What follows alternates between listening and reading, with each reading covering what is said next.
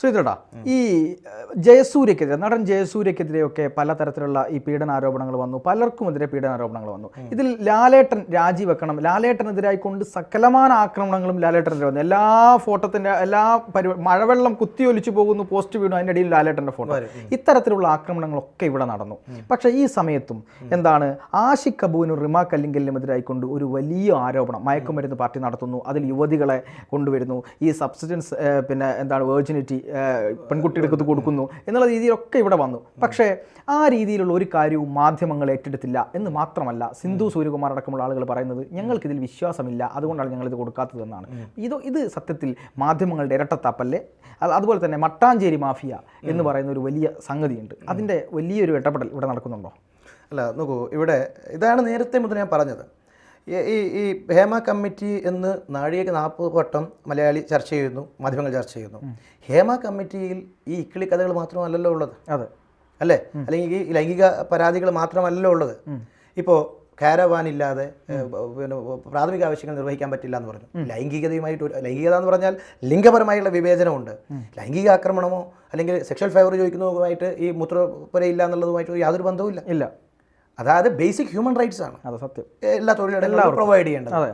അതിനെക്കുറിച്ച് ചർച്ചയില്ല. Power group എന്ന് പറയുന്നത്, ഈ പവർ ഗ്രൂപ്പ് ആരെങ്കിലും റേപ്പ് ചെയ്യാൻ വിട്ടൊന്നും പറയുന്നില്ല. പവർ ഗ്രൂപ്പ് സാമ്പത്തികമായിട്ടാണോ, കള്ളപ്പണം വെളുപ്പിക്കലാണോ എന്നുള്ള പരോക്ഷമായിട്ടുള്ള കാര്യങ്ങളുണ്ട്, ചർച്ചയില്ല. ഇതിനൊക്കെ അപ്പുറത്തേക്കാണ് ഈ വളരെ ഗുരുതരമായിട്ടുള്ള ലഹരി മാഫിയയുടെ.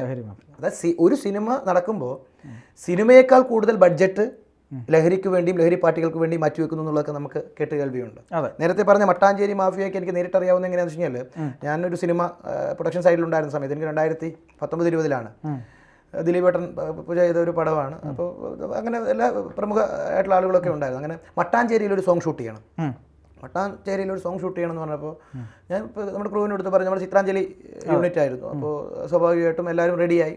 അപ്പം കലാമാസ്റ്ററാണ്, ചെന്നൈയിൽ നിന്ന് വരണം, കലാമാസ്റ്ററാണ് സോങ് ചെയ്യുന്നത്. അങ്ങനെ കലാമാസ്റ്റർ എത്തി, ചെന്നൈയിൽ നിന്ന് ഞാൻ കൊണ്ടുവന്ന് ഇവിടെ എല്ലാം ചെയ്തു. രാവിലെ മാസ്റ്റർ തന്നെ എത്ര മണിക്ക് വരണം.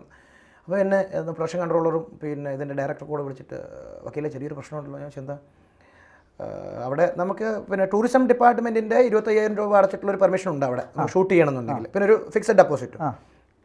3 ടീമിന് ഒരു എമൗണ്ട് വെച്ച് കൊടുക്കണം, അല്ലെങ്കിൽ അവിടെ ഷൂട്ട് നടക്കില്ല. ആരുടെ അനുമതി, പോലീസിൻ്റെ പട്ടാളത്തിൻ്റെ ആരുടെ അനുമതി ഉണ്ടെങ്കിലും ഷൂട്ട് നടക്കില്ല.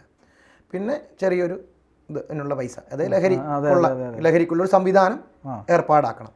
അത് അവർ തന്നെ കൊണ്ടുവരുന്നോളും, കാര്യങ്ങളൊക്കെ ചെയ്തോളും. പക്ഷെ അതില്ലാതെ എന്ത് ചെയ്യില്ല, അവിടെ നടക്കില്ല. നിങ്ങളൊക്കെ പുതിയ ആളുകളുണ്ടായത് നടക്കില്ല. അപ്പം എനിക്കത് എൻ്റെ ഷൂട്ട് നടക്കണം, ചിത്രാഞ്ജലിയിൽ നിന്ന് പാക്കേജാണ്, അതിന് കൃത്യമായിട്ടുള്ള ടൈം ബൗണ്ടഡ് ആണത്. കലാമാസ്റ്റർക്ക് ഞങ്ങൾ ഒരു ദിവസത്തെ ചാട്ടിങ് ആണ് ഉള്ളത്. അവർ ചെന്നൈയിൽ നിന്ന് വന്നാണെന്ന് അന്ന് തന്നെ അവരെ പറഞ്ഞു വിടണം. മറ്റ് ഗത്യന്തരമില്ല. ഒരു ചെറിയ പടം എടുക്കുന്ന ഒരാൾക്ക് അത് ഞാൻ വക്കീലാണെന്ന് പറഞ്ഞിട്ടോ മറ്റേ ആൾ ഒരേ സിനിമ ചെയ്തെന്ന് പറഞ്ഞിട്ടോ ഒന്നും രക്ഷയില്ല. അവിടെ ഷൂട്ട് ചെയ്യണോ, ഇവരുമായിട്ട് ഒരു ബന്ധമില്ലാത്ത സ്ഥലത്ത് ടൂറിസം ഡിപ്പാർട്ട്മെൻറ്റിൻ്റെയും കോസ്റ്റലിലൊക്കെയാണ് നമ്മൾ ഷൂട്ട് ചെയ്യണത്. ഒരു പാട്ട് മാത്രം മതി. പക്ഷേ ഇത്രയും ഒരു പൈസ കൊടുക്കുക, ലഹരിക്ക് കൂട്ടുനിൽക്കുക എന്നുള്ളത് ഒരു കീഴ്വഴക്കമായി അലിഖിത നിയമമായിട്ട് സിനിമയിലുണ്ട്. പേഴ്സണലി എക്സ്പീരിയൻസ്ഡ് ആണ്. ഞാൻ എവിടെ തുറന്നു പറയാം, സിനിമ ഏതാണെന്നും പറയാം, എൻ്റെ കൂടെ ഉണ്ടായിരുന്ന പ്രൊഡക്ഷൻ കൺട്രോളർ ആരാന്നൊക്കെ പറയാം, എല്ലാവരും മുഖ്യധാര സിനിമകളിലുള്ള ആളുകൾ. ഇതൊക്കെ നമ്മുടെ കേരളത്തിൽ തന്നെയാണ് നടക്കുന്നതെന്നാണ്. ഈ പറയുന്ന മലയാള സിനിമാ രംഗത്ത് വലിയ ധ്വംസനങ്ങൾ നടക്കുന്നു എന്ന് പറയുന്ന അരുൺകുമാറും അതുപോലെ മാധ്യമ സിംഗങ്ങളും ഒന്നും കാണാത്ത ഒരു മട്ടാഞ്ചേരിയും അതിൻ്റെ ഉള്ളിലുള്ള ഈ ലഹരി മാഫിയുണ്ട്. ഇവരൊന്നും ലഹരി മാഫിയ എന്ന് പറയുന്ന ഒരു സംഗതിയെ സംസാരിക്കുന്നില്ല. അതായത് അതിൻ്റെ കാര്യം എന്താണെന്ന് വെച്ച് കഴിഞ്ഞാൽ, ഇപ്പോൾ ഇതിൽ ഈ ഞാൻ പറഞ്ഞ പോലെ ഇത്രയും കാര്യങ്ങളൊക്കെ മാറ്റി വെച്ചല്ലോ ഹേമ കമ്മിറ്റി. ഇതൊന്നും ചർച്ചയില്ല, ലഹരി മാഫിയെക്കുറിച്ചും ചർച്ചയില്ല. എൻ്റെ ഈ പേഴ്സണൽ എക്സ്പീരിയൻസും ഈ ഒരു അറിവും എല്ലാം വെച്ച് നിൽക്കുന്ന സമയത്താണ് ടിനി ടോമിൻ്റെ, അന്ന് അമ്മയുടെ വലിയ ഭാരവാഹിത്വത്തിൽ ഒരു വെളിപ്പെടുത്തൽ മഹാരാജാസിലങ്ങാനം നടത്തുന്നത്. ഒരു ഉത്തരവാദിത്വത്തോടു കൂടി മലയാള സിനിമയിൽ ഈ പറയുന്ന നാർക്കോട്ട് പിന്നെ അതായത് നമുക്ക് നിയമവിരുദ്ധമായി വളരെ ഒരു ചെറിയ ക്വാണ്ടിറ്റി പോലും കയ്യിൽ വെക്കാൻ പാടില്ലാത്ത NDPS ആക്ട് പ്രകാരം അത് 10-20 വർഷം ജീവപര്യന്തം വരെ കിട്ടാവുന്ന ശിക്ഷയൊക്കെ ഉള്ള ഈ ഈ പറയുന്ന മയക്കുമരുന്നുകൾ സ്ഥിരം ഉപയോഗിച്ച ഒരു പ്രമുഖ നടൻ്റെ പല്ല് പൊടിഞ്ഞുകൊണ്ടേയിരിക്കുകയാണെന്ന് പറഞ്ഞു വലിയ വെളിപ്പെടുത്തൽ. അപ്പോൾ ആ വെളിപ്പെടുത്തലിനെതിരെ സിനിമാ മേഖലയിൽ ഉള്ള ഒരാളും അന്നും ഒരു വാർത്തയായി എന്നല്ലാതെ പിന്നീട് അതിനെക്കുറിച്ച് ചർച്ച നടന്നിട്ടില്ല. എൻ്റെ ഒരു പേഴ്സണൽ എക്സ്പീരിയൻസ് വെച്ച് ഞാൻ എന്ത് ചെയ്തു, ട്രിവാൻഡ്രത്തായിരുന്നു. അപ്പോൾ തന്നെ ഞാൻ പിന്നെ കമ്മീഷണറെ വിളിച്ചു. കമ്മീഷണർ രേഖാമൂലം പരാതി തരാൻ വേണ്ടി പറഞ്ഞു. പിന്നെ അതുപോലെ തന്നെ ടിനിച്ചേട്ടൻ എന്നെ ഇങ്ങോട്ട് വിളിച്ചു പരാതി. എനിക്ക് തോന്നുന്നു നാദശയ്ക്കോ പിന്നെ സിദ്ദിഖാറ്റയാണ് വിളിക്കുന്നത് എന്നെ. പിന്നെ വക്കീൽ ടിനി വിളിച്ചിരുന്നു, വക്കീൽ എന്തോ ബുദ്ധിമുട്ടിക്കുക. ഞാൻ ബുദ്ധിമുട്ടിച്ചോന്നല്ലോ, ടിനിച്ചേട്ടൻ നമുക്കും അറിയണം, പ്രമുഖ നടൻ ഏതാണെന്നുള്ളതൊന്നും അറിയണം, അയാളെ ചികിത്സിക്കണം, അയാളുടെ ഈ പറഞ്ഞ പോലെ നഖത്തിലോ മുടിയിലോ ഒക്കെ വേണമെങ്കിൽ അതിൻ്റെ ഉണ്ടാവും. ബുദ്ധിമുട്ടിക്കരുത്, എനിക്കറിയാം ബുദ്ധിമുട്ടിക്കരുതെന്ന് പറഞ്ഞു. ഞാൻ പിന്നീട് എന്നോട് സംസാരിക്കുമോ, ഞാൻ പറഞ്ഞു ചേട്ടാ ആരെയും ബുദ്ധിമുട്ടിക്കാനല്ല, ഞാൻ പേഴ്സണലി എക്സ്പീരിയൻസ്ഡാണ്. മയക്കുമരുന്ന് മാഫിയ, ഇത്തരത്തിലുള്ള മറ്റു മാഫിയകൾ ഒരു ഷൂട്ട് പോലും നടത്താൻ പറ്റാത്ത അവസ്ഥയുണ്ട്. ഇതിനെതിരെ ഞാൻ നിയമപരമായിട്ട് പോകും, ഇതിലൊരു തീരുമാനം ഉണ്ടാക്കണം. അങ്ങനെയാണ് എക്സൈസ് ഡെപ്യൂട്ടി കമ്മീഷണർ ഇൻ്റലിജൻസിലേക്ക് കമ്മീഷണർ അന്വേഷണത്തിന് ഉത്തരവിട്ടു.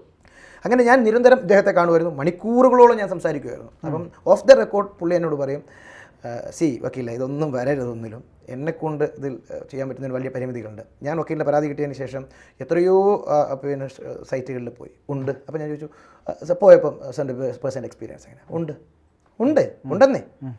ഇതാരാന്ന് ഞാൻ ടിനിയോട് ഒരുപാട് ചോദിച്ചു. അദ്ദേഹം പറഞ്ഞു അദ്ദേഹമാണ് അന്വേഷണ ഉദ്യോഗസ്ഥൻ. ആരാണെന്ന് ഞാൻ ഒരുപാട് തവണ ചോദിച്ചു. പിന്നെ സൂചന തരുന്നുണ്ട്, പറയുന്നില്ല. പക്ഷെ ഞങ്ങൾ എക്സൈസ് ഇൻ്റലിജൻസ് ഒരു തീരുമാനത്തിലെത്തിയിട്ടുണ്ട്, ഇന്ന ആളുകളിൽ ആളായിരിക്കും എന്നാണ്.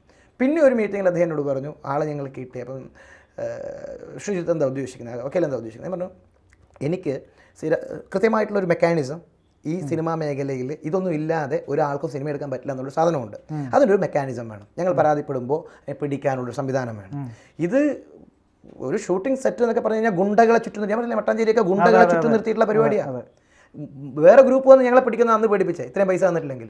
എനിക്ക് തോന്നുന്നു പെർ ഗുണ്ട 25K ആണ് ഞങ്ങൾ കൊടുത്തത്. 3-4 ഗുണ്ടകളുണ്ടായിരുന്നതാണ് എൻ്റെ ഓർമ്മ. ഈ ലഹരി ഉപയോഗിച്ചുകൊണ്ട് അവർ പുറത്തു നിൽക്കും. ആരാണ് യഥാർത്ഥ പവർ ഗ്രൂപ്പ് എന്നാണ് പറഞ്ഞുകൊണ്ടിരിക്കുന്നത്. ആരാണ് യഥാർത്ഥ പവർ ഗ്രൂപ്പ് എന്നാണ് ഞാൻ പറഞ്ഞുകൊണ്ടിരിക്കുന്നത്. പേഴ്സണൽ എക്സ്പീരിയൻസ് അല്ലേ. ഞാൻ വേണമെങ്കിൽ നമ്മുടെ പ്രൊഡക്ഷൻ കൺട്രോളറുടെ നമ്പർ തരാം, ഡയറക്ടറുടെ നമ്പർ തരാം.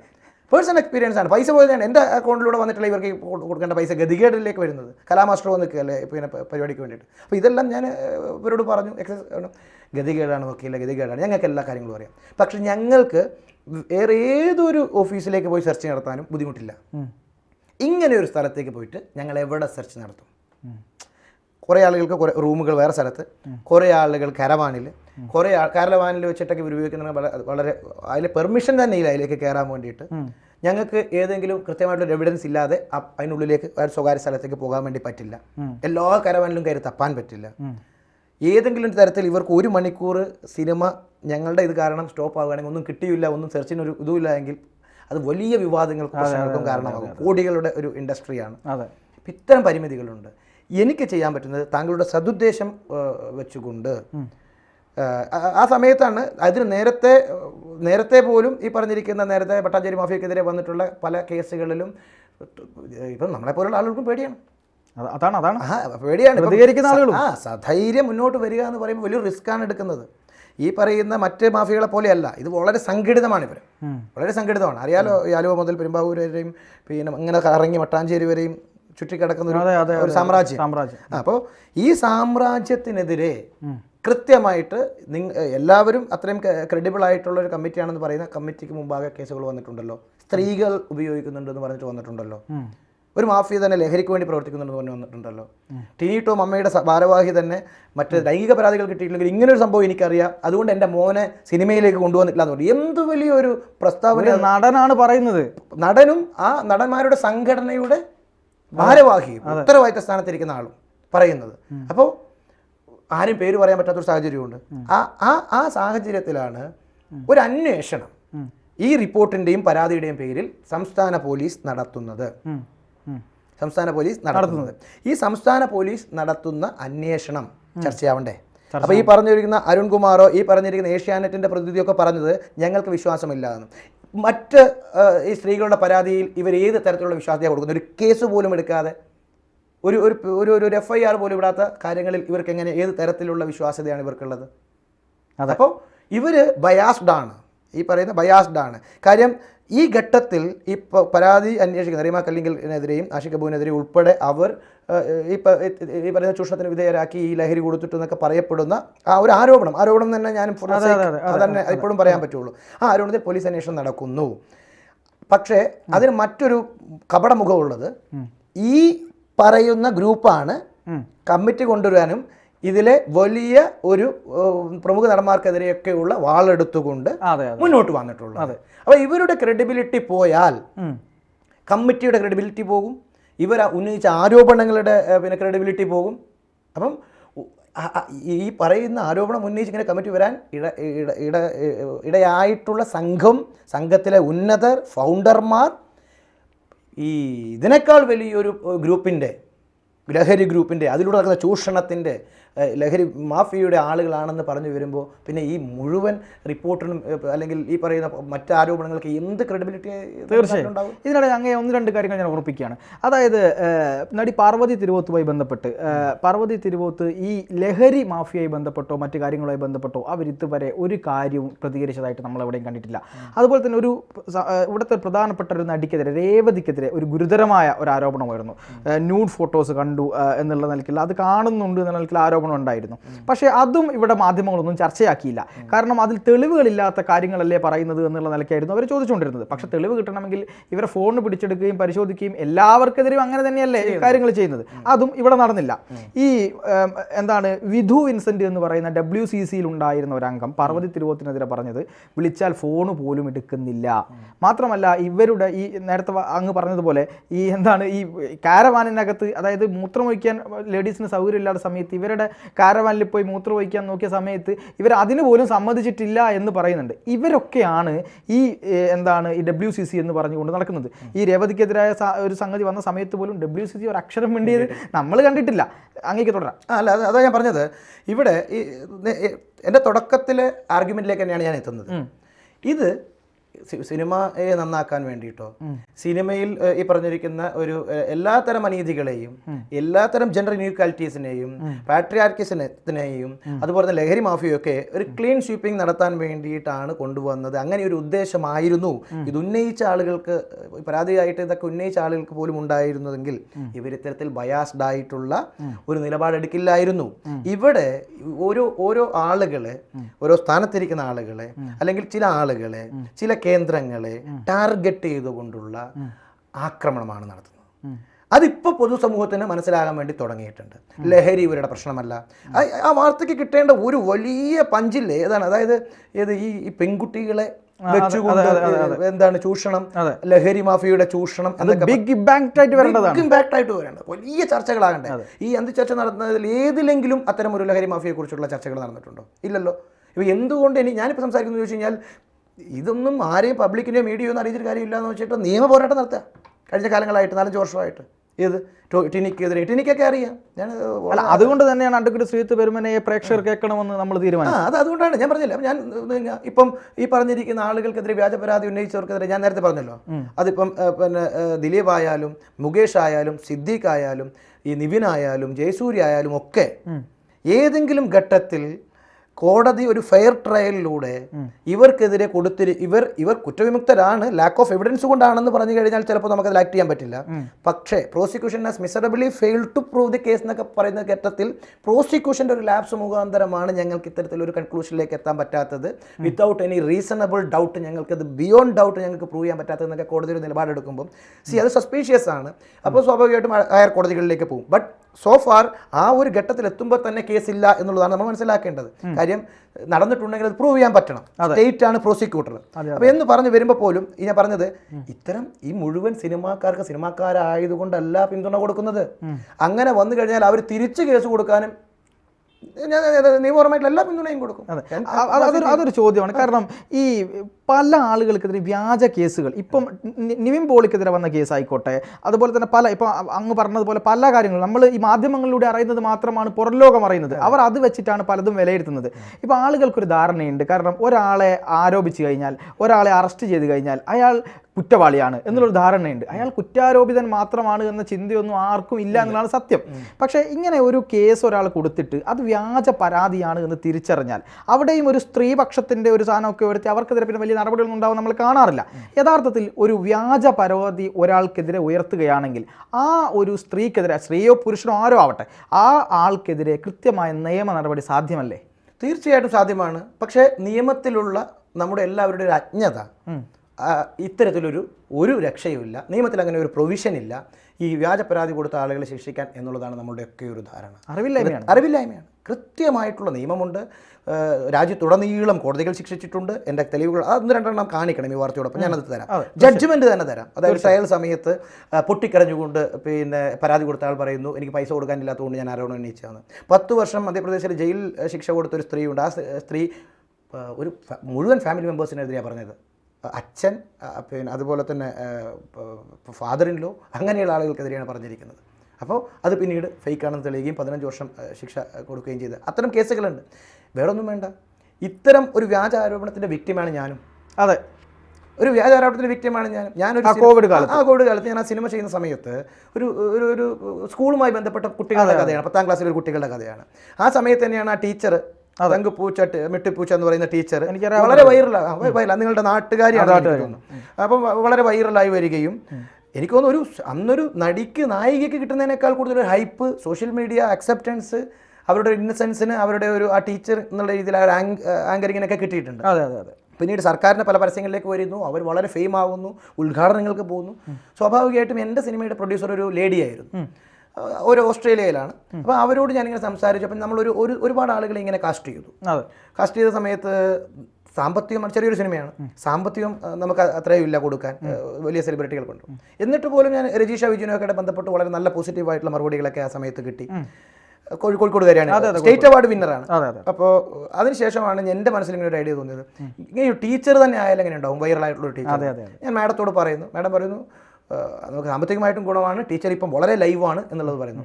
വക്കീലൊന്ന് വിളിക്കുമെന്ന് പറയുന്നു. ടീച്ചർക്ക് അവിടെ നിന്ന് വിളിക്കാനുള്ള ബുദ്ധിമുട്ട്. ഞാനിത് പ്രൊഡക്ഷൻ കൺട്രോളറെ അറിയിച്ചു, വക്കീലൊന്ന് പ്രൊസീഡ് ചെയ്തു, നിങ്ങളുടെ നാട്ടുകാരിയല്ലേ എന്നൊക്കെ പറഞ്ഞ് ഞാൻ വിളിച്ച സമയത്ത് എനിക്ക്, അതായത് ഈ മൂക്കാതെ പഴുത്തു എന്നൊക്കെ അന്നാണ് ഞാൻ പ്രയോഗമൊക്കെ വെച്ചത്. അതായത് ആർക്കും വൈറലായി കഴിഞ്ഞ് കഴിഞ്ഞാൽ ഇവർ ഏതോ സ്റ്റേറ്റ് അവാർഡ് കിട്ടിയ ആളെക്കാൾ മുകളിലാണെന്നൊക്കെയുള്ള ഒരു ഇതായിട്ടുള്ളൊരു സാധനം. അതെനിക്കങ്ങനെ ഇഷ്ടപ്പെട്ടില്ല, പേഴ്സണലി ഇഷ്ടപ്പെടാത്തത് കൊണ്ടാണ്. അവരപ്പോൾ എന്നോട് പറഞ്ഞു വിസ്ത മീഡിയ എന്നൊരു മീഡിയ ഉണ്ട്, എൻ്റെ മാനേജറെ കോൺടാക്ട് ചെയ്യുന്നു. തൊട്ട് മുമ്പ് സ്റ്റേറ്റ് അവാർഡ് വിന്നറായിട്ടുള്ള നടീനെ വിളിച്ചപ്പോൾ വക്കീൽ നെക്സ്റ്റ് പടത്തിൽ ഞങ്ങൾ എന്തായാലും ഉണ്ടോ, എനിക്കിപ്പം ഒരു ഷെഡ്യൂൾ ടൈറ്റ് ആയതുകൊണ്ടാണെന്നുള്ള വളരെ പൊളൈറ്റായിട്ട്, വളരെ ഹമ്പിളായിട്ട് പറഞ്ഞൊരു സാഹചര്യമുണ്ട്. വാർത്ത ഇതൊന്നും അല്ല, അതിൻ്റെ ഹൈലൈറ്റ് ഇതൊന്നും അല്ല.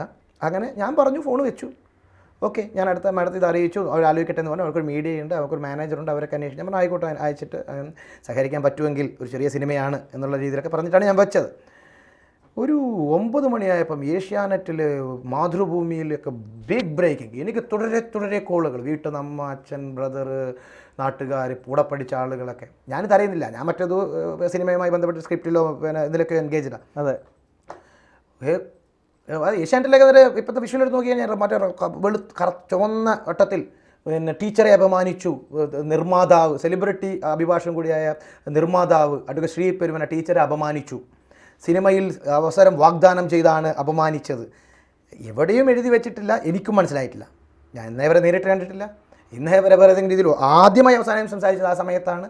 പക്ഷേ ഞാനിത് എത്ര പേരോട് പറയാം, ഞാൻ അപമാനിച്ചിട്ടില്ല, സിനിമയിൽ പരിധിയില്ല, സിനിമയിൽ അവസരം ഞാൻ വാഗ്ദാനം ചെയ്തിട്ടില്ല, ഞാൻ വരുമോ എന്ന് റിക്വസ്റ്റ് ചെയ്തേ ഉള്ളൂ.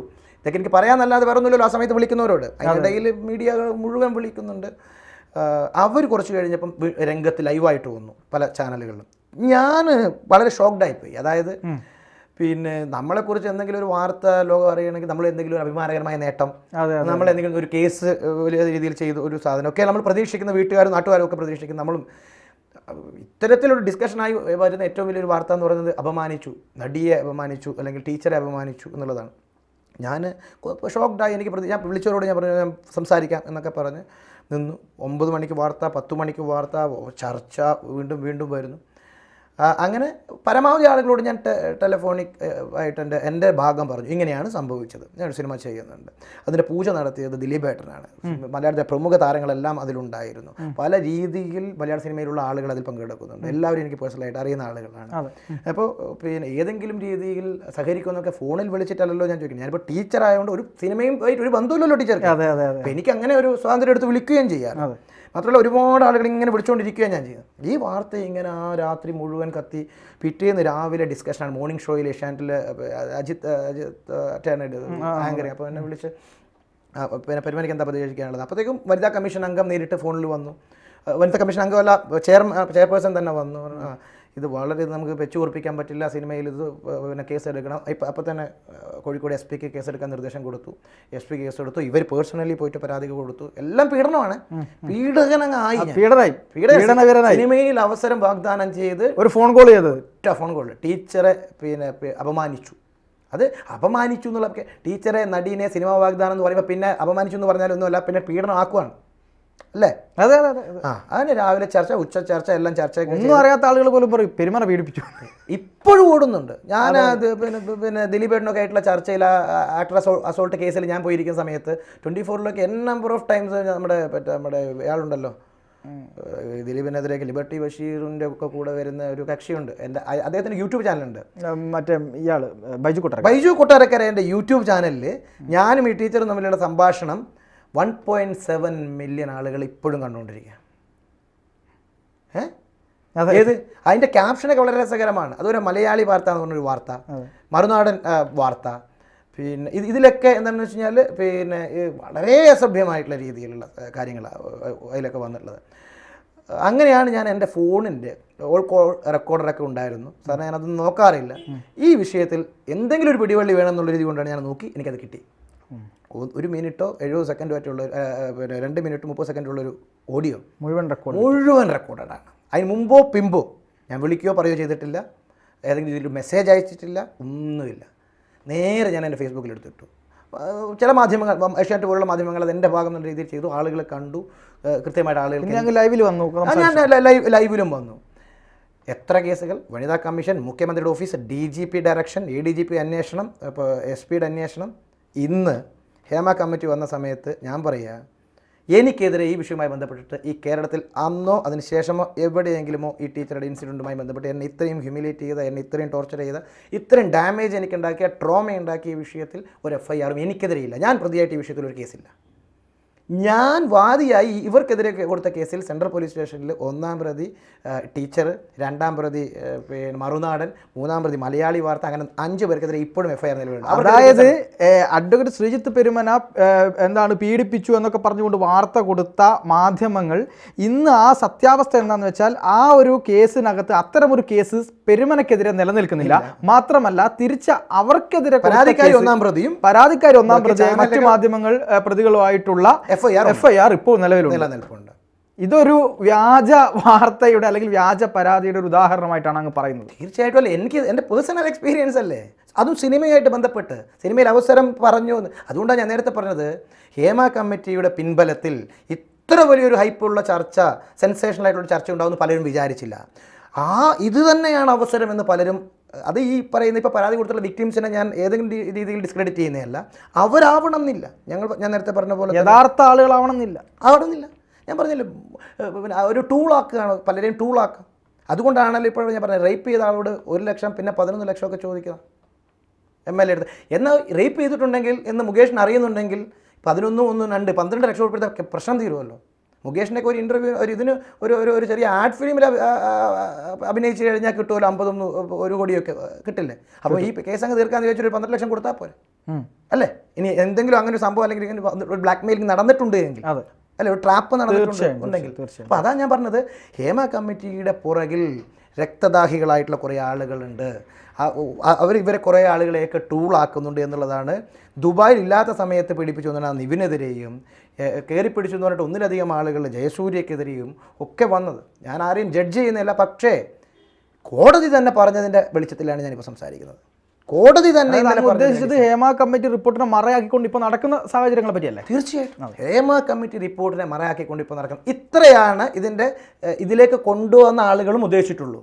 പക്ഷേ അവർക്ക് തന്നെ നമ്മളിപ്പോൾ പറഞ്ഞ പോലെ തന്നെ ഒരു കുരുക്ക് വിടുങ്ങി, അതായത് തിരിച്ചടിച്ചതിലൊരു കാര്യം എന്താണെന്ന് വെച്ചാൽ, ഈ തിരിച്ചടിച്ചതിൽ മാതൃഭൂമി എടുത്തു പറയാൻ പറ്റും. മാതൃഭൂമി മറ്റ് ചാനലുകളിലൊക്കെ ഈ വാർത്ത വന്നു, ഫ്ലാഷായി ഒറ്റ തവണ പിന്നെ മുക്കി എല്ലാ വാർത്താ ചാനലുകളും മുക്കി. ഒരു കാര്യം കൂടെ പറയാം, അത് പേഴ്സണലായിട്ട് ഏത് വക്കീലാണെന്ന് ഞാൻ പറയുന്നില്ല. സുപ്രീം കോടതിയിൽ നിന്ന് തന്നെ എൻ്റെ അടുത്ത സുഹൃത്തു കൂടെ ആയിട്ടുള്ള ഒരു സീനിയർ വക്കീൽ, പ്രമുഖരായിട്ടുള്ള കേസുകളിൽ കേരളത്തിൻ്റെ സ്റ്റാൻഡിംഗ് കൗൺസിലൊക്കെ ആയിട്ട് സുപ്രീം കോടതിയിൽ ഉണ്ടായിട്ടുള്ള ഒരു അഭിഭാഷകനാണ്. കഴിഞ്ഞ ദിവസം എന്നെ വിളിച്ചിട്ട് പറഞ്ഞു, പെരുമന എവിടെയുണ്ടെന്ന് ചോദിച്ചു. ഞാൻ എവിടെയുണ്ട്. ഞാൻ പറഞ്ഞു, സാറെന്താ വിളിച്ചത്? അല്ല പെരുമന, ഞാനാണ് പിന്നെ 25 കോടി പിന്നെ വക്കീൽ നോട്ടീസ് അയച്ചേക്കുന്നത്. അപ്പോൾ സാറേ തന്നെ എനിക്ക് അയക്കുന്നത്, ഞാൻ സാറിൻ്റെ ഞങ്ങളെ കേസ് ചെയ്യാറുണ്ട്, അപ്പോൾ സാറ് തന്നെ എനിക്ക് അയക്കുന്നത്. അല്ല, വക്കീലിൻ്റെ കേസ് എല്ലാം എനിക്കാണല്ലോ വരുന്നത്, സാറാണ് ഈ പറയുന്ന റീമ കല്ലിങ്കലിന് വേണ്ടി എന്താണ് അല്ലെങ്കിൽ അവരുടെ ഇത് ഡിഫമേഷൻ എന്ന് പറഞ്ഞുകൊണ്ട് നോട്ടീസ് അയച്ചത്. ഞാൻ ഒരു വാക്ക് പോലും ഇവർക്കെതിരെ എഴുതിയിട്ടില്ല. ഞാൻ എഴുതിയിട്ടുള്ളത് മലയാള സിനിമയിൽ ഹേമ കമ്മിറ്റി പറഞ്ഞതുപോലെ വൻ ലഹരി ഉപയോഗം, ലഹരിയുടെ മറവിൽ പെൺകുട്ടികൾ ഉൾപ്പെടെ ചൂഷണം ചെയ്തിട്ടുണ്ട് എന്ന് റീമ കല്ലിങ്ങിനും ആഷിഖ് അബുവിനുമെതിരെ പരാതിയിൽ അന്വേഷണം പ്രഖ്യാപിച്ച സർക്കാർ അന്വേഷണം ആരംഭിച്ചു. ഇത് മുഖ്യാധാര മാധ്യമങ്ങൾ പറഞ്ഞ സാധനം ഞാൻ ഇവിടെ എന്ത് ചെയ്തു എന്നുള്ളത്. എനിക്കെതിരെ ഇപ്പോഴും നോട്ടീസ് വന്നിട്ടില്ല, സാർ അയച്ചിട്ടില്ല എന്നാണ് സാർ എൻ്റെ അടുത്ത് പറഞ്ഞത്. കാരണം ഞാൻ എവിടെയും എൻ്റെതായിട്ടുള്ള സ്റ്റേറ്റ്മെൻറ്റ് ഞാൻ പറഞ്ഞിട്ടില്ല, നിലനിൽക്കുന്നതല്ല. അല്ല, ഞാൻ പരാതിയും കൊടുത്തിട്ടുണ്ട്, പരാതി ആ രീതിയിൽ ഞാൻ കൊടുത്തിട്ടുണ്ട്. പക്ഷേ ഇത് പറഞ്ഞ ഉടനെ ഒരാൾ വന്ന് പറയുകയാണ്, പിന്നെ വെള്ളരിക്ക കട്ടവൻ്റെ തലയിൽ പൊടി ഉണ്ടാകുമെന്ന് പറഞ്ഞ പോലെ തന്നെ മലയാള സിനിമയിൽ എന്തില്ല, ഈ ലഹരി ഉപയോഗമില്ല. അപ്പം ഭയങ്കര ആക്ഷേപം ഉണ്ടായിരുന്ന സമയത്ത് തൊട്ട വേക്കൽ വന്ന് പറഞ്ഞു എൻ്റെ സെറ്റിലില്ല അറ്റ്ലീസ്റ്റ് എന്ന്. ഇപ്പം എൻ്റെ സെറ്റിൽ പീഡനമില്ല എന്ന് എനിക്ക് പറയാൻ പറ്റും. അപ്പോൾ പിന്നെ ഹേമ കമ്മിറ്റിയിൽ ആരാ മൊഴി കൊടുത്തിരിക്കുന്നത്? അതെ. അപ്പോൾ എന്ന് വെച്ചാൽ ഇത് ശരിക്കും പലരെയും തിരിച്ചടിച്ചിട്ടുണ്ട്, നിലനിൽപ്പില്ലാത്ത അവസ്ഥയായിട്ടുണ്ട്. ഫൗണ്ടർ തന്നെ മൊഴി മാറ്റിയിട്ടുണ്ട്. നിങ്ങൾക്ക് എന്തെങ്കിലും അനുഭവം ഉണ്ടായെന്ന് ചോദിച്ചപ്പോൾ എനിക്കങ്ങനെയൊന്നും ഉണ്ടായിട്ടില്ല എന്ന് പറഞ്ഞിട്ടുണ്ട്. പ്രമുഖ നടിമാരും രംഗത്ത് വന്നിട്ടില്ല. ഏതെങ്കിലും റിലയബിൾ ആയിട്ടുള്ള വിറ്റ്നസ് ഇതിലില്ല. ഡിസ്ക്രെഡിറ്റ് ചെയ്തുകൊണ്ടുള്ള ഒരു ഓർഡറാണ് ഇപ്പോൾ നിലവിൽ പോലും ഉള്ളത്. ഒരു അറസ്റ്റ് പോലും ഈ ഘട്ടം വരെ നടന്നിട്ടില്ല. പോട്ടെ, മുകേഷിനെ അറസ്റ്റ് ചെയ്യേണ്ട, പുള്ളി ഒരു സിറ്റിംഗ് MLA ആണ്, ഓടിപ്പോകാൻ സാധ്യതയില്ല എന്നൊക്കെ പറയുന്നുണ്ട്. അങ്ങനെ ഒരു വാദം മുന്നോട്ട് വെച്ചാൽ തന്നെ നമുക്ക് മുൻകൂർ ജാമ്യം കിട്ടും. ഒരു സിനിമയിൽ പോലും ഇപ്പം അടുത്ത കാലത്തൊന്നും വന്നിട്ടില്ലാത്ത ഇടവേള ബാബു, ഇന്നൊരു അധികാരവും ഇല്ല. സുധീഷ്, പിന്നെ അത്തരത്തിലുള്ള മരിച്ചുപോയ മാമുക്കോയുടെ മകൻ ഇപ്പം ഡിഫമേഷൻ കേസുമായിട്ട് മുന്നോട്ട് പോകണം. മരിച്ചുപോയ മാമുക്കോയ വരെ അത് മാധ്യമങ്ങൾ ഇങ്ങനെ ചോദിക്കുക, ഇനി ആരാന്ന്. അപ്പോൾ ആലോചിച്ചിട്ട് ഓർത്ത് പീഡിപ്പിച്ചവരുടെ ഒക്കെ ഓർത്തെടുക്കാനുണ്ടോ? വേണ്ട. ഞങ്ങളെയൊക്കെ എന്തെങ്കിലും ഒരു ചീത്ത സ്കൂളിൽ പഠിക്കുമ്പോൾ പറഞ്ഞിട്ടുണ്ടെങ്കിൽ അവൻ്റെ പേര് എനിക്ക് ഓർമ്മയുണ്ട്. ഇപ്പോഴും അവനെ കാണുമ്പോൾ അല്ലെങ്കിൽ അവനെ ഇതാക്കുമ്പോൾ വിടില്ല അവനെ എന്നുള്ളത് ഒരു റിവെഞ്ച്. ഈ പല ആസ്പെക്റ്റുകൾ ഹേമ കമ്മിറ്റിയിൽ ഉണ്ടെങ്കിലും മാധ്യമങ്ങൾ ഈ സദാചാര ആൾക്കൂട്ട പിന്നെ നീതിക്ക് വേണ്ടി ഉള്ള ചില സൈബർ പോരാളികളുടെ ഒരു എന്താ കളക്റ്റീവ് കോൺഷ്യൻസിനെ സാറ്റിസ്ഫൈ ചെയ്യാൻ വേണ്ടിയിട്ടുള്ള ഒരു ശ്രമങ്ങൾ. എന്താണ് അവർ പിക്ക് ചെയ്തിരിക്കുന്നത്? എന്നത്തെയും പോലെ ലൈംഗികത. അതെ, അത് സിനിമാക്കാരുടെ ആകുമ്പോൾ ഒന്നുകൂടെ അങ്ങ് ഉഷാറാവും എന്നുള്ള മലയാളിയുടെ ലൈംഗിക ദാരിദ്ര്യത്തിന് മുതലെടുക്കുക ഭീകരമാണ്. എനിക്ക് കിട്ടാതെ നിനക്ക് കിട്ടുന്നല്ലോ എന്നുള്ള ഒരു ആശങ്കയിൽ നിന്നാണ് മലയാളി എന്താണ് ചെയ്യുന്നത്. അപ്പോൾ അത് പലപ്പോഴും അത് വിക്ടിമിൻ്റെ ആണെങ്കിൽ പോലും ചർച്ച ചെയ്യാൻ വലിയ പിന്നെ താല്പര്യമുള്ള ആളുകളാണ്. ബാക്കി അഡ്രസ്സ് ചെയ്യപ്പെടേണ്ട വിഷയങ്ങളൊക്കെ അഡ്രസ്സ് ചെയ്യാതെ പോവാണ്. എനിക്ക് ഇത് വളരെ സത്യസന്ധമായിട്ട് ഇതിനെ നോക്കിക്കണ്ട ഒരാളെന്നുള്ള രീതിയിൽ എനിക്ക് പറയാനുള്ളത്, എത്ര പക്വമായിട്ടുള്ള നിലപാടാണ് ഇതിൻ്റെ എക്സിക്യൂട്ടീവ് അംഗമായിട്ടുള്ള ടോവിനോ, അമ്മയുടെ പ്രസിഡൻ്റായിട്ടുള്ള മോഹൻലാൽ, മമ്മൂട്ടിയൊക്കെ എടുത്തിട്ടുള്ളത്.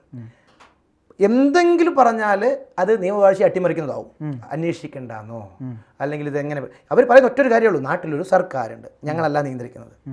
നാട്ടിലൊരു നിയമമുണ്ട്. സർക്കാരും പോട്ടെ, അവർ ബയാസ്ഡായിട്ട് ഇവരുടെ കൂടെ വരും നോക്കാം. നാട്ടിലൊരു നിയമമുണ്ട്, നാട്ടിലൊരു കോടതിയുണ്ട്.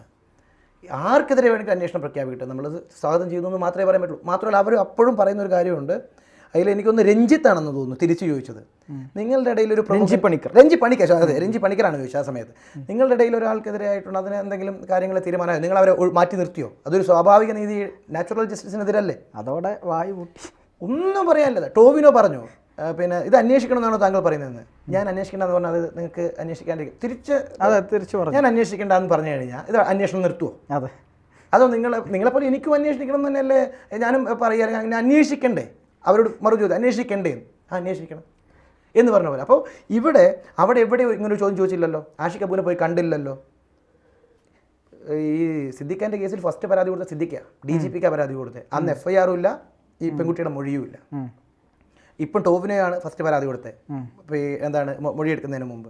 ഓരോരുത്തരും ഞാൻ കണ്ടിട്ടില്ല ലൈംഗിക ആരോപണങ്ങളിൽ പ്രതികൾ ഒന്നിനു പുറകെ ഒന്നായി ഇരകൾ പോകുന്നതിന് മുമ്പായിട്ട് പോലീസിലേക്കും കോടതിയിലേക്കും പോകുന്നു. പോലീസിലേക്ക് അവരൊക്കെ പോയത് ആദ്യം. DGPക്കും മുഖ്യമന്ത്രിക്കൊക്കെയാണ് എല്ലാവരും പരാതി കൊടുത്തത്. ഇവൻ രഞ്ജിത്ത് ആയാലും ആരായാലും അവർക്കാണ് പരാതി കൊടുത്തിരിക്കുന്നത്. ഞാൻ ഇതിൽ അന്വേഷണം ഉണ്ടാവില്ല എന്ന് പ്രതീക്ഷിച്ചിട്ടാണ് കൊടുക്കുന്നത്. അല്ലല്ലോ, എങ്ങനെ പോയാലും ഇതൊക്കെ കോടതിയിലെത്തും എന്നുള്ള ഒരു ബോധ്യം എല്ലാവരും ഇല്ല. ഇവിടുത്തെ ഒരു ബിഷപ്പിനെയല്ലേ നമ്മൾ പിടിച്ച് ജയിലിലിടുകയും ട്രൈ ചെയ്യുകയൊക്കെ ചെയ്തിട്ടുള്ളത്. തീർച്ചയായും. അപ്പോൾ അങ്ങനെയുള്ളൊരു നാടാണ്, നിയമവാഴ്ചയുള്ളൊരു നാടാണ് എന്നുള്ളതാണ്. അപ്പം ഇത് അവസാനിപ്പിക്കുമ്പോൾ ഒരു കാര്യം കൂടി ചോദിക്കട്ടെ. ഈ എല്ലാ ആളുകളും ഇപ്പം ജയസൂര്യക്കെതിരെ ഉൾപ്പെടെ പല ആരോപണങ്ങൾ വന്നു. ഈ ജയസൂര്യക്കെതിരെ ആരോപണങ്ങളൊക്കെ എന്തെങ്കിലും ക്രെഡിബിലിറ്റി ഉണ്ടോ എന്ന് വെച്ചാൽ എനിക്ക് ഞാൻ അറിയില്ല സത്യത്തിൽ. അങ്ങനെ എന്താണ് അതൊക്കെ വ്യാജമാണ് എന്നുള്ള കാര്യത്തിൽ പല ആരോപണങ്ങളും വരുന്നുണ്ട്. അപ്പോൾ അദ്ദേഹത്തിൻ്റെയൊക്കെ കുടുംബം, അദ്ദേഹം പറഞ്ഞു എന്താണ് പാപം ചെയ്യാത്തവർ കല്ലെറിയട്ടെ, പാപികളെ മാത്രം എന്ന് പറഞ്ഞുകൊണ്ട് പോസ്റ്റ് ഇട്ടാണ് ജയസൂര്യ പറഞ്ഞിട്ടുള്ളത്. അപ്പം ഇവരൊന്നും തന്നെ എന്താണ് ഈ മതം പറഞ്ഞിട്ടില്ല. അതായത് സിദ്ദിഖ് എൻ്റെ മതം ഞാൻ ഇന്നതായത് കൊണ്ടാണെന്ന് പറഞ്ഞിട്ടില്ല, ജയസൂര്യ എൻ്റെ മതം ഇന്നതായത് കൊണ്ട് എന്നെ ആക്രമിക്കുമെന്ന് പറഞ്ഞിട്ടില്ല. ഇത് ആരും പറയുന്നില്ല. പക്ഷേ ആഷിഖ് അബു മാത്രം പറയുന്നു എൻ്റെ മതം മുസ്ലിം ആയതുകൊണ്ട് എന്നെ സംഘപരിവാർ ആക്രമിക്കുകയാണ്. രണ്ട് കാര്യമാണ് ശ്രീ അഡ്വക്കേറ്റ് പെരുമ്പറയിലുള്ളത്. അതായത് ഒന്ന്, കേരളത്തിൽ സംഘപരിവാർ ആക്രമിക്കുന്നു എന്ന് പറഞ്ഞാൽ അത് വേറൊരു വഴിക്ക് തിരിച്ചുവിടാം.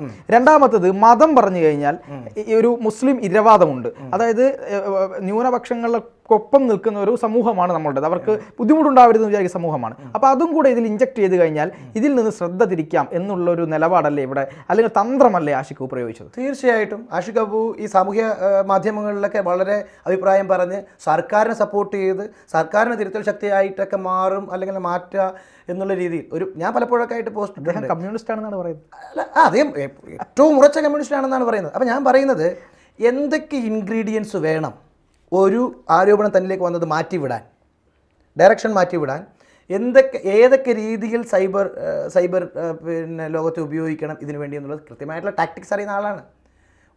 ഈ WCCയെ മുന്നിൽ നിന്ന് നയിച്ചത് ഏതെങ്കിലും വനിതയാണെന്ന് ഞാൻ വിശ്വസിക്കുന്നില്ല. ഇതിൻ്റെ പിന്നിൽ ആരാണ്? ഞാൻ വിശ്വസിക്കുന്നില്ല. ഒരു രീതിയിൽ ഞാൻ വിശ്വസിക്കുന്നില്ല.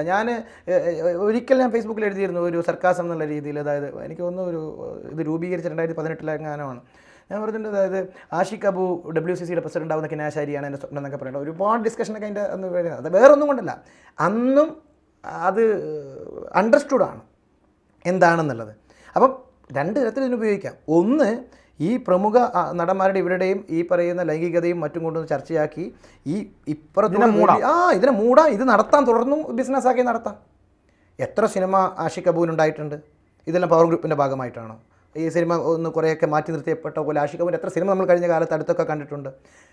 പുതുമുഖ സംവിധായകരൊക്കെ നിരന്തരം സിനിമ എടുക്കുന്ന സമയത്ത് ഒരു സ്റ്റാർ വാല്യൂ ഇല്ലാത്ത ആളുകളൊക്കെ അഭിനയിച്ചിട്ടുള്ള മഞ്ഞുമൊഴിവിനെയൊക്കെ ഒഴിച്ച് നിർത്തി കഴിഞ്ഞാൽ ഇല്ലാത്ത ആളുകളൊക്കെ വെച്ചിട്ട് എത്ര കോടികൾ അത് സമ്പാദിച്ചിട്ടുണ്ട്. അതുപോലെ തന്നെ പുതിയ നിർമ്മാതാക്കൾ എത്ര ടോവിനെയൊക്കെ വെച്ചിട്ട് എത്ര ഇപ്പോൾ പുതിയ സോഫിയ പോളൊക്കെ എത്ര സിനിമകൾ നിർമ്മിച്ചുകൊണ്ടിരിക്കുന്നുണ്ട്. കൃത്യമായിട്ടുള്ളൊരു ബേസ് സിനിമയിലുള്ള ആഷിഖ് അബു, റീമ കല്ലിങ്കൽ അല്ലെങ്കിൽ WCCയുടെ പല ആളുകൾ ഇവർ ഈ പവർ ഗ്രൂപ്പിൻ്റെയും ഇത്തരം ചൂഷണങ്ങളുടെയും ഭാഗമായിട്ട് മാറി നിന്നു പറഞ്ഞാൽ ഒരു പറ്റം ആളുകൾ വിശ്വസിച്ചേക്കാം. പക്ഷേ യഥാർത്ഥത്തിൽ കണ്ണടച്ചുരുട്ടാക്കുകയാണ്. ഇതൊന്നുമല്ല ഇവിടെ സംഭവിച്ചിട്ടുള്ളത് എന്നുള്ളത് വളരെ പകൽ പോലെ വ്യക്തമാണ്. പക്ഷേ നമ്മൾ നേരത്തെ പറയില്ലേ, നീർക്കൂലി കടിച്ചാലും എന്താവും, അത്താഴം മുടങ്ങുമെന്ന് പറഞ്ഞ പോലെ തന്നെ ഈ ഒരു സാധനം കൊണ്ടുവന്നു കഴിഞ്ഞാൽ, ലൈംഗികത കൊണ്ടുവന്നു കഴിഞ്ഞാൽ ബാക്കിയെല്ലാം നമ്മൾ മറക്കും. ചീഫ് ജസ്റ്റിസിനെതിരെ, ഒരു സിറ്റിംഗ് ചീഫ് ജസ്റ്റിസിനെതിരെ ലൈംഗികാരോപണം ഉയർന്നു വന്ന നാടാണത്. എന്തായി? എവിടെയാണ് ആ കേസ് ഇപ്പോൾ ഉള്ളത്? അപ്പം അതിനൊക്കെ പുറകിൽ കൃത്യമായിട്ടുള്ള സോഴ്സുകളുണ്ടാണ്. നമ്മളറിഞ്ഞു മാധ്യമങ്ങൾ ഈ വാർത്ത കൊടുക്കരുതെന്ന് സുപ്രീം കോടതിയുടെ രജിസ്ട്രി ഉത്തരവ് ഇറക്കി. എങ്ങനെ ഒരു വാർത്ത?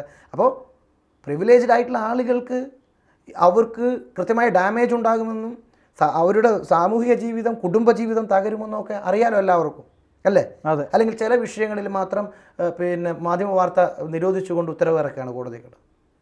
ബാക്കിയുള്ള ആളുകൾ കോടതിയിൽ രഹസ്യ വിചാരണ നടക്കുന്ന ദിലീപിൻ്റെ കേസിലെ മൊഴികൾ എല്ലാ ദിവസവും റിപ്പോർട്ടർ ചാനലിൽ പുറത്തു വിടുക. ഇന്ന് കോടതിയിൽ എന്താ നടന്നത്? ഇന്നലെ ഈ റിപ്പോർട്ടർ ചാനലിലെ തെളിവെടുപ്പ് കഴിഞ്ഞിട്ടാണ് ബാലേന്ദ്രകുമാർ പോയിക്കൊണ്ടിരുന്നത്. എവിടെ? കോടതിയിലും അന്വേഷണ ഉദ്യോഗസ്ഥരും പോലീസിലും പോയിക്കൊണ്ടിരുന്നത്.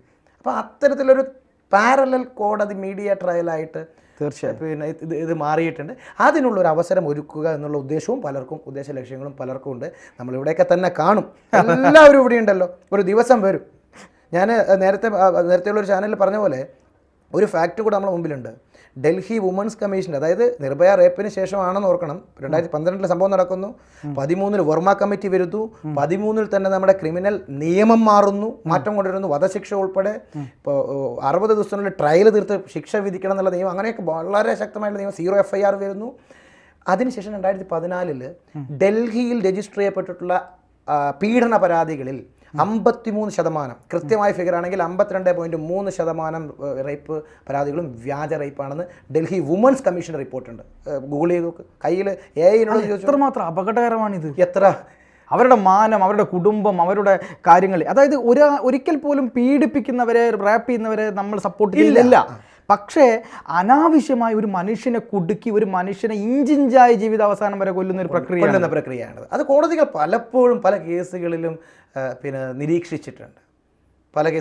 ഞാൻ അതുകൊണ്ടാണ് പറയുന്നത്, ഈ ഫാക്ട് വുമൻസ് കമ്മീഷനാണ് മുന്നോട്ട് വെച്ചിട്ടുള്ളത്. ഈ ഫാക്ട് വുമൻസ് കമ്മീഷൻ എന്ന് പറയുമ്പം അതിലെല്ലാ അംഗങ്ങളും സ്ത്രീകളാണ്. ചെയർപേഴ്സൺ സ്ത്രീയാണ്, എല്ലാ അംഗങ്ങളും സ്ത്രീകളാണ്. ഈ ഇന്ത്യയുടെ തന്നെ ഭരണഘടനാപരമായിട്ടുള്ള ഈ വുമൻസ് കമ്മീഷൻ, വനിതാ കമ്മീഷൻ എന്നുള്ള ദേശീയ വനിതാ കമ്മീഷൻ എന്നുള്ള സ്ഥാപനം എന്താ ഈ ബാക്കി പെണ്ണുങ്ങളോടൊക്കെ ഉള്ള ദേഷ്യമാണ് അവർക്ക് എന്താ വ്യക്തിപരമായിട്ട് അവരോട് ദേഷ്യം. അപ്പോൾ ഫാക്റ്റല്ലേ 53% എന്ന് പറഞ്ഞാൽ പകുതിയിലേറെ. ഇതാ നേരത്തെ ഞാൻ എല്ലാ മാധ്യമങ്ങളും കാണിച്ച BBC-യുടെ റിപ്പോർട്ട് ഇപ്പോഴും BBC-യുടെ വെബ്സൈറ്റിലുണ്ട്. ജസ്റ്റ് ഗൂഗിൾ ചെയ്താൽ മതി. എന്താ BBC പറയുന്നത്? ഇന്ത്യയിൽ അനിയന്ത്രിതമായി വ്യാജ റേപ്പ് പരാതികൾ വരുന്നു. കാരണമെന്ത്? ഒരു അന്വേഷണാത്മക റിപ്പോർട്ടും എഡിറ്റോറിയലും BBC-യുടെ. ഇൻ്റർനാഷണൽ തലത്തിൽ എന്താണ് ഇത്രയധികം നാണക്കേടുണ്ടാക്കുന്ന ഒരു സാധനം അമേരിക്കയിൽ കൂടുതൽ ലിറ്ററസിയുള്ള കേരളം ഉൾപ്പെടെയുള്ള നാട്ടിൽ BBC വേറെ ഒരു തേർഡ് വേൾഡ് കൺട്രീനെ കുറിച്ചും അവരങ്ങനെ ഒരു ഇതെത്തില്ല. വ്യാജ പീഡന പരാതികൾ എന്തിനു വേണ്ടിയെന്ന് ഒരു ചോദ്യം ഇട്ടിട്ട് ഇപ്പോഴും അത് പബ്ലിക് ഡൊമൈനിലുണ്ട്. അപ്പോൾ ഫാക്ട് നമ്മുടെ മുമ്പിൽ അങ്ങനെ നിലനിൽക്കേ ഹേമ കമ്മിറ്റിയുടെ പിൻബലത്തിൽ വന്നിട്ടുള്ള ഈ 10-20 വർഷത്തിന് ശേഷം വർഷം പോലും മാറിപ്പോകുന്ന രീതിയിൽ എല്ലാ ഇരകളും, ഭൂരിപക്ഷം ഇരകളും പ്രതികളുടെ ഫോട്ടോ പിന്നീട് വിട്ട് അവരുമായിട്ട് വളരെ കൃത്യമായിട്ടുള്ള കോണ്ടാക്റ്റിലിരിക്കുന്ന ഒരു സാഹചര്യത്തിൽ സംശയത്തിൽ നിർത്തണം ഈ വിക്ടിംസിനെ എന്നല്ല ആവശ്യം. വളരെ കൃത്യമായിട്ടുള്ള ആവശ്യം ഫെയർ ട്രയൽ ഉണ്ടാകണമെന്നുള്ളതാണ്.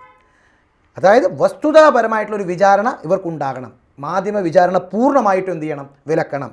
തെളിവെടുക്കട്ടെ, അറസ്റ്റ് ചെയ്യട്ടെ, വേണ്ടി വന്നാൽ ഇൻട്രോഗേഷന് വേണ്ടി ജുഡീഷ്യൽ കസ്റ്റഡിയിൽ റിമാൻഡ് ചെയ്യട്ടെ. നിയമത്തിൻ്റെ വഴിക്ക് പോട്ടെ, അതൊക്കെ കോടതികൾ തീരുമാനിച്ചോളും. പാരലലായിട്ടുള്ള ജുഡീഷ്യൽ വിചാരണ നിർത്തണം. ഫെയർ ട്രയൽ ഉണ്ടാകണം. ഫെയർ ട്രയൽ എന്ന് പറയുന്നത് ആർട്ടിക്കിൾ 21 പ്രകാരം ഫണ്ടമെൻ്റൽ റൈറ്റാണ്. സ്പീഡി ട്രയൽ ഫണ്ടമെൻ്റൽ റൈറ്റാണ്, ഫെയർ ട്രയൽ ഫണ്ടമെൻ്റൽ റൈറ്റാണ്. And it is the duty of the prosecution to prove any cognizable case beyond any reasonable doubt എന്നാണ്. സംശയാതീതമായി ഇത് തെളിയിക്കുക എന്നുള്ളത്, ഡിഫെൻഡ് ചെയ്യുക എന്നുള്ളത് വാദികളുടെ ഉത്തരവാദിത്തമല്ല, പ്രോസിക്യൂഷൻ്റെ സ്റ്റേറ്റിൻ്റെ ഉത്തരവാദിത്തമാണ്. ഇത് beyond any reasonable doubt prove ചെയ്യുക എന്നുള്ളത്. അപ്പോൾ അതിൻ്റെ ആനുകൂല്യം ആർക്ക് കിട്ടണം? ഓരോ പ്രതി ചേർക്കപ്പെട്ടിട്ടുള്ള ആളുകൾക്കും കിട്ടണം. അതായത് ഇവിടെ സംശയത്തിൻ്റെ ആനുകൂല്യം പോലും നിയമപരമായി കിട്ടുക പ്രതിക്കാണ്. എന്തുകൊണ്ടാണെന്നറിയോ? ഒരു നിരപരാധി പോലും ശിക്ഷിക്കപ്പെടാതെ, പ്രത്യേകിച്ച് ഇത്തരം കേസുകളിൽ എങ്ങനെയായിരിക്കും ഇതിൽ ശിക്ഷിച്ചിട്ട് വീട്ടിൽ കിടക്കുന്ന, അല്ല ജയിലിൽ കിടക്കുന്ന ഒരാളുടെ മനസ്ഥിതി ചെയ്യാത്തൊരു ഭീകരമാണ്. അത് മനസ്സിലാക്കാനുള്ള ഒരു കോൺഷ്യസ് ഈ ഒരു സമൂഹത്തിനുണ്ടാകണം എന്നുള്ളത് മാത്രമേ ഇതുമായി ബന്ധപ്പെട്ട് പറയാനുള്ളൂ. ക്ലീനിങ് ഉണ്ടാവണം, പ്രത്യേകിച്ച് സിനിമയിലും ഉണ്ടാവണം. ഇതുപോലെ ഓരോ മേഖലയിലും മോഹൻലാലും മമ്മൂട്ടിയും ടോവിനോയും എല്ലാവരും അഭിപ്രായപ്പെട്ട പോലെ എല്ലാ മേഖലയിലും ഉണ്ട്, എല്ലാ മേഖലയിലും ഉണ്ടാകണം. സിനിമയെ മാത്രം ടാർഗറ്റ് ചെയ്യാൻ പാടില്ല. സിനിമയിൽ മുഴുവൻ ആളുകൾ കുറ്റക്കാരുമല്ല.